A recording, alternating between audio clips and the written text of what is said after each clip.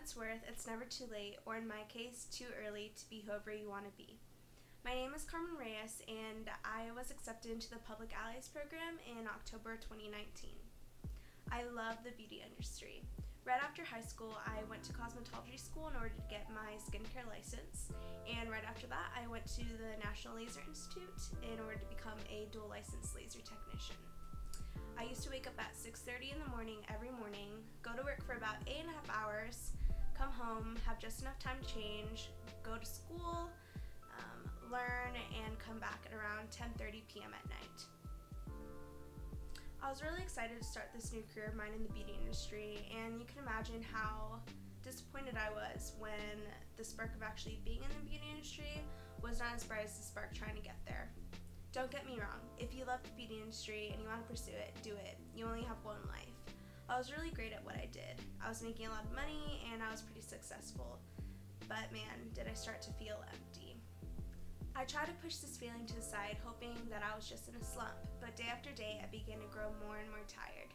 I began to talk to people around me about this feeling, and I realized something. I was doing exactly what I wanted, but I was not contributing to what I believed in. I love and believe in helping people. I'm very fortunate and blessed to have grown up in a family who also believes in loving other people. I grew up serving through my church, going on mission trips, and volunteering whenever I could. As long as I could remember, I knew that serving others was the reason for me being put on this earth. I believe this with all of my heart. I began to think about how I could go back to serving just like I used to, and I realized that starting a new career, especially trying to build up a client list, includes lots and lots of marketing, lots and lots of your time, and I realized that I would not be able to serve full-time like I would like to. Even when I did build up a client list, serving would have to be on the side, and I knew that I would not be satisfied. I turned in my 2 weeks, 2 days after realizing this. Now this was a bit of a difficult time for me.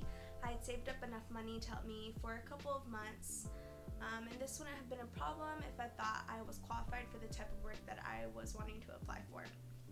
I say this not because I didn't think I would do an amazing job, but because Indeed soon taught me 3 things. 1, there is a lot of help needed in the social services field. 2, there is an age requirement for a lot of these positions. And 3, luckily for me, there's a program called Public Allies that was in search for people like me. I, of course, applied to Public Allies after learning that it was a 10-month leadership development program that partnered you up with a nonprofit. This is exactly what I was in search for. Change, experience, growth. I received a call a couple of weeks later, advanced through a couple of interviews, and was accepted in October. I was partnered up with a local nonprofit called AZCEND. AZCEND's mission statement is, "We change lives by nourishing minds and bodies to create a connected, thriving community." They also have 5 core principles: integrity, compassion, hope, excellence, and respect. They provide many resources to the community, including rental and utility assistance, a food bank, senior centers, and family resource centers. I am the data and systems specialist for both Chandler and Gilbert Family Resource Centers. I've never had any experience collecting or organizing data for anyone, and let me tell you, my experience these past few months have been totally different than what I expected. Throughout my term, I have seen the love and passion one has for people. I've also seen the dedication to our families, the dedication to the operation in order to make things work. But I've also learned that in order to keep our doors open, good data tracking and reporting is a necessity.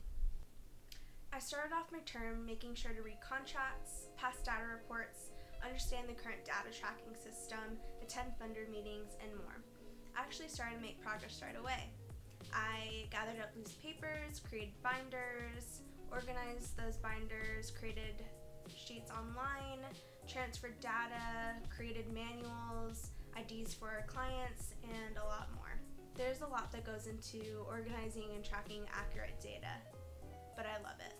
Making sure to stay on track with current goals and tasks that I was assigned for AZCEND, I was actually able to help out around the Family Resource Center a lot more than you would think.